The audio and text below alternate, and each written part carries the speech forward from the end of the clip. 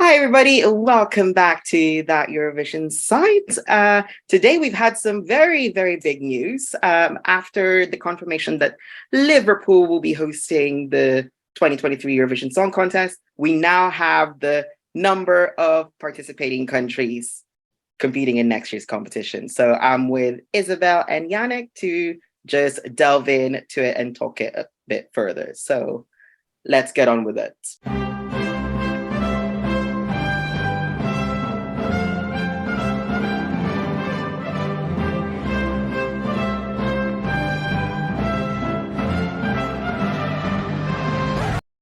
Okay, then. So if you hadn't already guessed by the title of this video, we are going to talk about the participating countries for Eurovision 2023.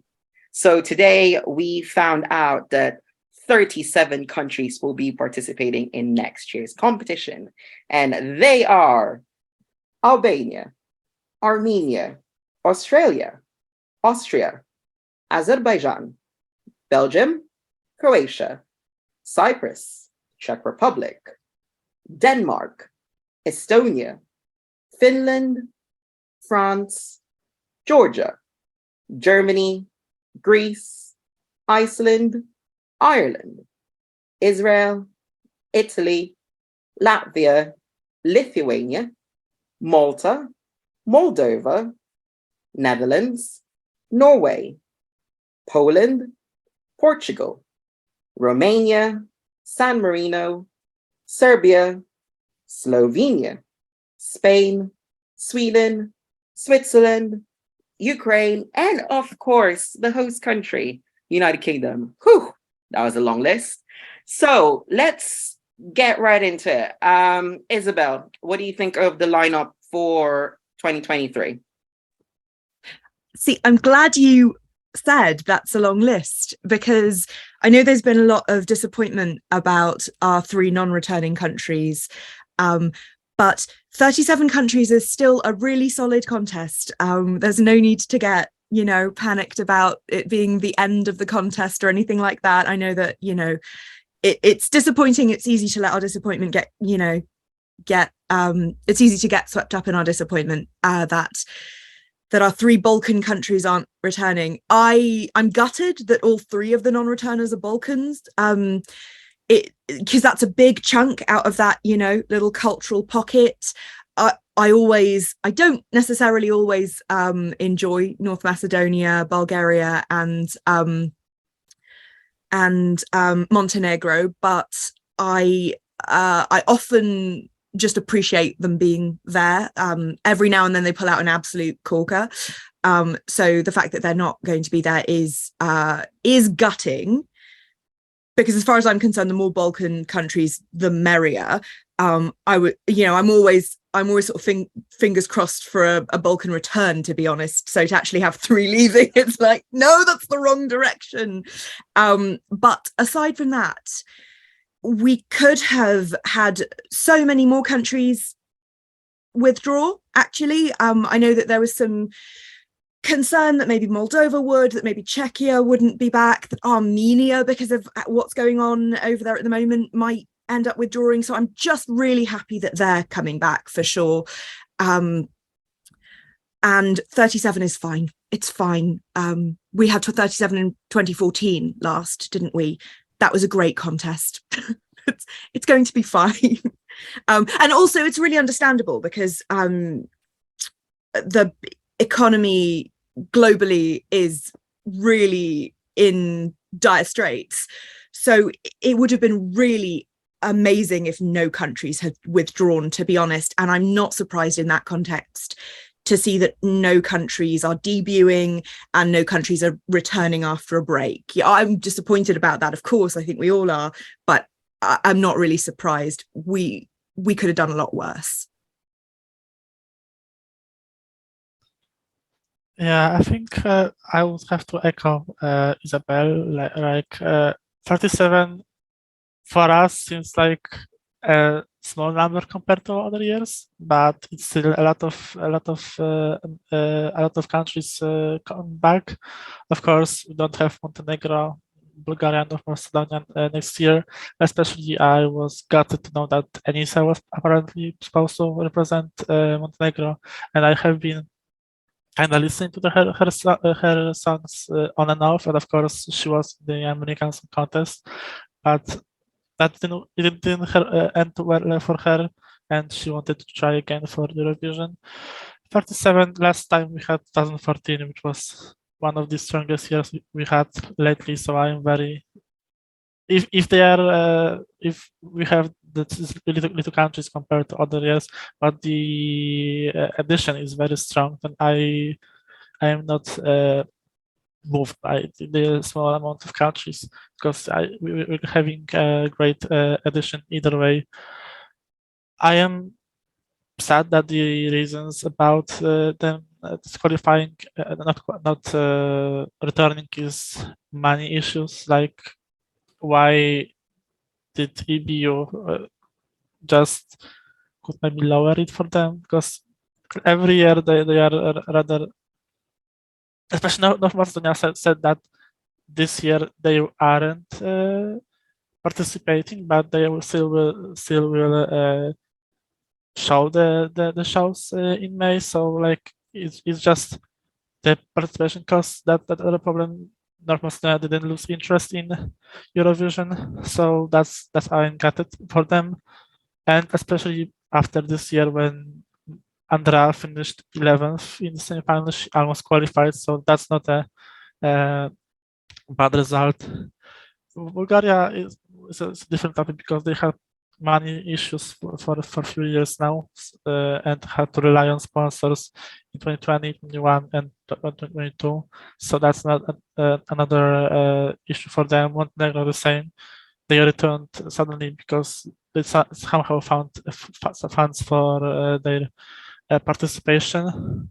And yeah, I'm gutted, but I also hope they will come back next year.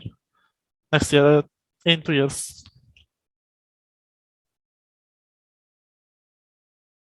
Okay, well, for me, all I'll say is, as Isabel has mentioned, we've had 37 before, so it's not like it's anything new. Like, every time the economy dips, we always know that, the participation of countries lessens. That's just the way the world works, unfortunately.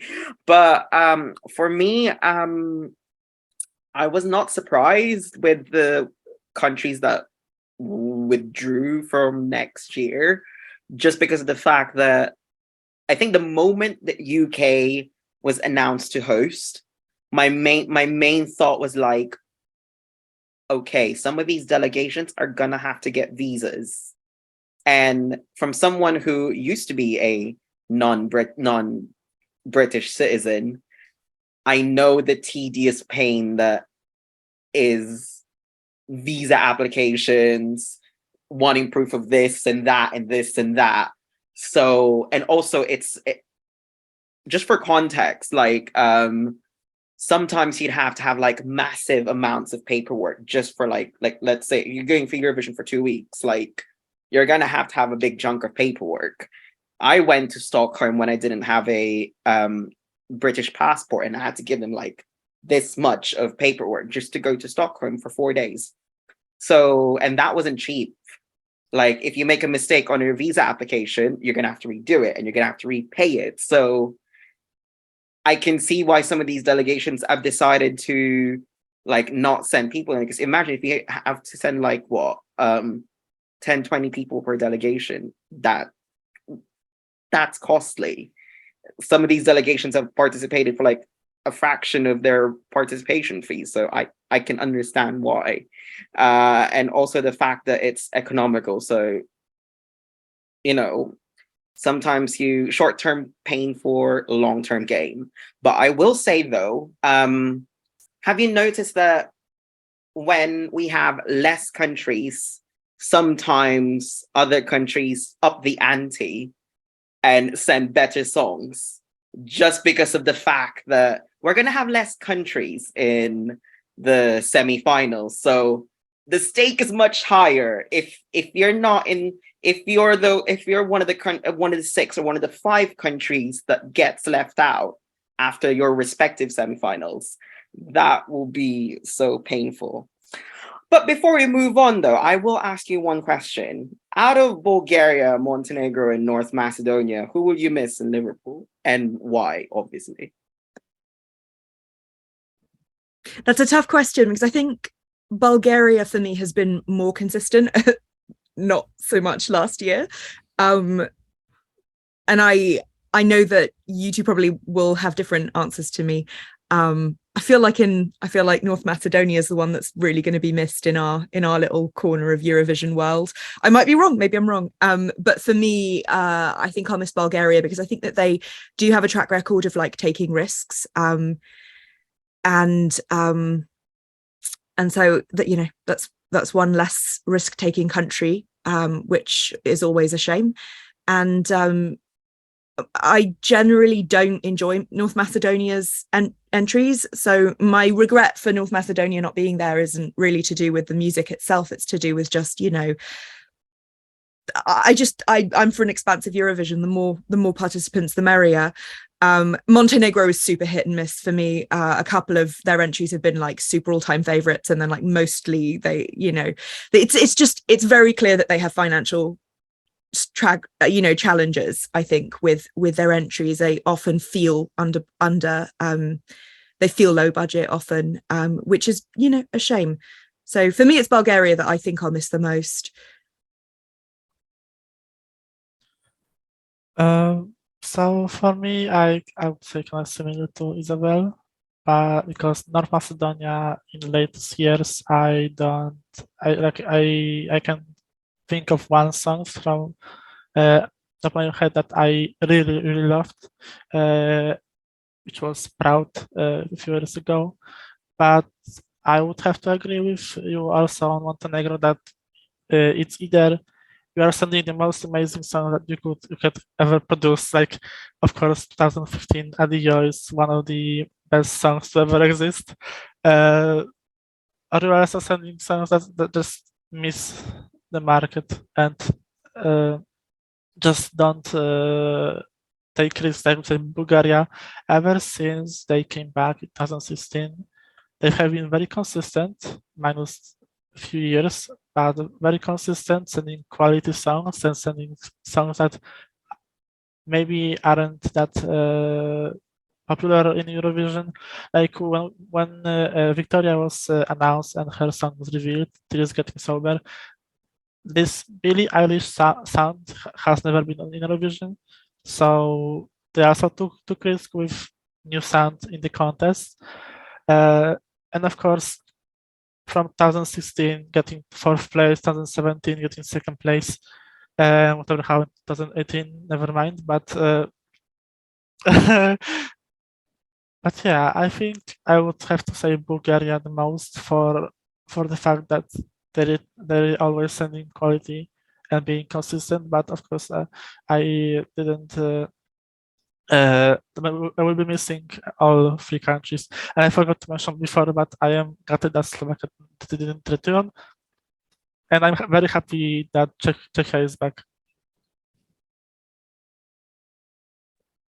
For me, yeah, Bulgaria has, you know, last year, well, not 22, 21 has a special place in my heart because Victoria was my winner in 21 and 20. So I think maybe this year it was a very miss because it was a different team who were holding undertaking Bulgaria's participation. So I can kind of see why, like, for me, like, okay, if that's, and the way that they were saying that they were withdraw was like, oh yeah, there's no interest earlier on before it was rumored that it was because of financial reasons. Like, I felt this, like, if that's your attitude towards Eurovision, then maybe, yeah, sit in the corner. But, you know, the previous team, like, really did a good job when they returned in tried to return in 2020 to, like, change the perspective of Eurovision. And I really hope that if they do come back, they come back with that same team.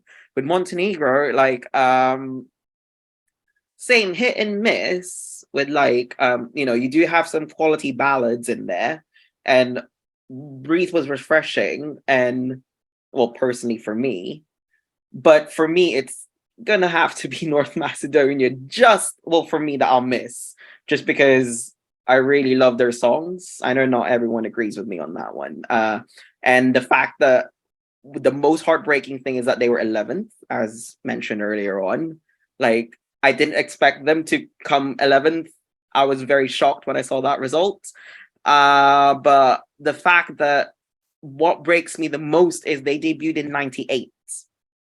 So the contest comes back to where they debuted and they're not even here. And it's the first time they're going to miss the competition. And that breaks my heart even further. But, it's the way the world works. They're still in junior. So I'll give them that. And hopefully they don't withdraw from that next year. That will be another chaos in another video. But moving on, since we moved on about who's withdrawn and who we think we'll miss, my next question is, now that we have less countries in the upcoming edition of the competition, who do you think will benefit from having less countries and why? This is such an interesting question, and I don't know where I stand on this, but I do just want to come back to, you mentioned was actually, I can't remember which of you two mentioned this, but one of you two mentioned that I think it was you, Tim, that it seems like when there are fewer countries, everybody else ups the ante.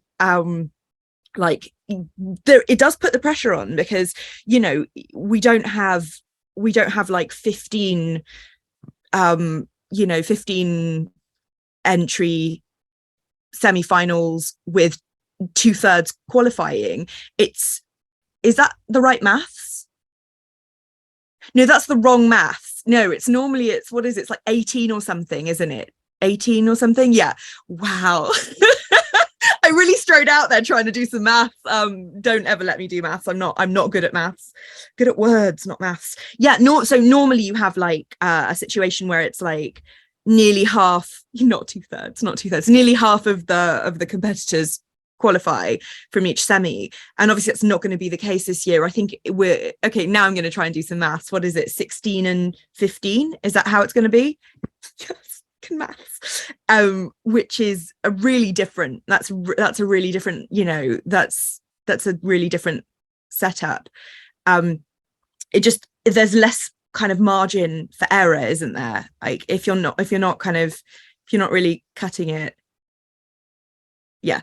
I'm doubting myself. I'm like, wait, is that worse or is that better actually? Because I mean, you could say with 16, that's 2/3 qualify. So that's actually, you'd think that would up your chances. But I don't know, maybe there's an argument both ways. I'm rambling a little bit. I'm not, like I said, I'm not sure where I stand on this. I do just want to say that I really appreciated underneath the Eurovision announcement of which countries are participating. Sorry to put you on blast if you're listening, Alex, at Lacuna Alex on YouTube. More chances for San Marino to qualify. Oh, I think this was on Twitter actually, not YouTube. Sorry, my bad. I love that spirit. I don't know if it's true. I have a feeling maybe it's not. Because we're talking about, and going back to the fact that Montenegro and Bulgaria have had financial issues for a while. North Macedonia just don't seem to have had their heart in it for a little while. I don't know if that's accurate or not, but that's the impression that I've had, that the kind of there's somebody behind the scenes that's like really not into it over at that broadcaster. The way that they responded to the flag incident this year, I think kind of was really over the top. Really seemed like they were finding an excuse to kind of, have like justification to kind of throw Eurovision under the bus, their participation under the bus. So there's something going on at the broadcaster there in North Macedonia, which I don't want to speculate, but it feels like they haven't really had their heart in it for a while, or at least some faction of the people behind it haven't had their heart in it for a while. But certainly with the other two countries, we've seen that financial issues have been a problem. Like I said, particularly Montenegro sends like stuff that feels low budget. When those countries withdraw, then you have it's more obvious when other countries are also kind of fielding stuff that feels a little bit low budget. And San Marino is kind of like, not this year. They really pulled the stops out this year. And to be honest, I think they nailed it in 2021 as well. But because they tend to send stuff that's low budget, or that feels more low budget than is ideal, I think that's the sort of country that will suffer, actually, which I hate. I hate to see that, because some of those countries really do kind of bring a lot of joy and good music and good spirit, but just often it's the countries where I think, that they fail at the staging point, that I think are most likely to suffer. Who'll benefit? I don't know. It's interesting. Does this mean that the other Balkans will have a better chance of qualifying now because there aren't a whole bunch of Balkan countries? Will it kind of will it give them a better shot at standing out? Maybe. They're all quite different though. They have quite different identities. So arguably that won't make any difference, I'm not sure. I'm curious to know what you two think. I have 2 words. Republika Hrvatska finally can qualify. So Croatia is like been 11th place in the semi-final, like I don't know how many times, second in a row, third, I don't know how many times, but I think that they finally have a chance to qualify again because they can finally maybe get some more points. We have fingers crossed that they can finally come back and qualify for the first time since I don't know when was Croatia's last qualification. Maybe I would say San Marino maybe has a better chance. I would say maybe Ireland because they have been like very close to the 10 qualifying. I don't know. I think it's a very hard question to answer, not knowing what they are sending, especially like right now we are recording it just Sunday. The announcement has happened, and we only have 2 artists confirmed, nothing else. So we are not very great place to say who will be who will better with the lesser countries. I would say maybe I will throw a bit of hopium that maybe Poland has a little better chance to qualify because we also have been like borderline qualifying in the previous years. And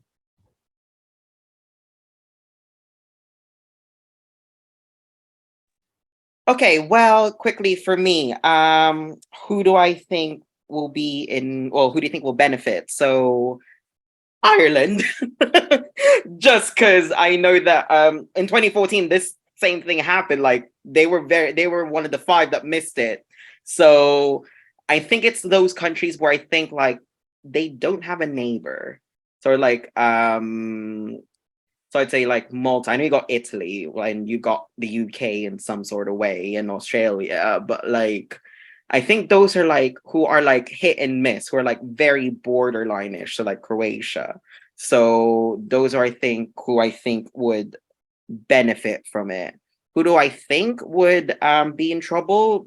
Balkans, just because obviously we had Balkan withdrawals. So everyone replies on block voting when you have neighbors to support you, so you'll get like 12 or 24 points automatically. So I'm very curious to see what they will send and how that would affect their placing going forward. But anywho, just to round up this video very quickly, I'm gonna ask Isabelle and Janek to look. We don't know we don't even know what we know that Andrew Lambert and Noah Carell is going for Cyprus and Israel. But I'm just gonna ask these two very quickly because we're running out of time to just give me like 3 random predictions you think will happen in 2023. Ooh. Okay, I think I'm so sorry, Alex on Twitter. I think San Marino's going to NQ again. I hate to see it, but I think that that's going to happen. I mean, I hope that by saying that, actually, they're going to field something absolutely spectacular. But you know, they fielded something absolutely spectacular this year, and look what that got them. What else do I think is going to happen? I don't want all of these to be predictions of who's going to not qualify, but I don't actually see Croatia qualifying again. Like I see them not qualifying again, which again I hate to see. Here's a prediction. It's not going to be popular. The UK is going to go back to like the bottom of the leaderboard. Sorry. I think this year was a fluke. I hope I'm wrong, but 3 unpopular predictions there. Okay, so I'm gonna be less brutal. I think Spain will be either top 3 or win. That's my first prediction. I think Slovenia will finish top 10. And I think Croatia will finally qualify to the grand final. I love those. I hope I'm wrong and you're right. Slovenia, especially, I hope they finish top 10. Maybe top 5. I would not be unhappy about. Okay, my one. Ireland finally qualifies again. All the Baltics will finally be in the final again, because that hasn't happened for, I think, since 2015. Someone correct me if I'm wrong. Oh, I got one. Oh my God. Sweden wins. No. Can I change mine? Wishful thinking. I would love to see all the Baltics. Can I change mine? I would like to say, would be fantastic. I would say France will finish the 5 also. That's my hope for today. I hope that you're right, and I just think you're not. I think France is going to be on the struggle, in that they had their chance this year to come out of their struggle era, or to maintain their upward trajectory from 2021. I think that I think that the response will just send them further into the depths of the struggle. All right. Well, we'll find out when Sevuke Deside returns. But anywho, this brings us to the end of this video. If you've been listening to this via that Eurovision podcast, thank you very much. I'd like to thank Isabelle and Janek for joining me. Don't forget to follow us at That Eurosite on Facebook, Instagram, Twitter, and TikTok to be up to date with the latest Eurovision news. And we'll see you guys on the next one. Have a good night. Bye. Bye. Bye.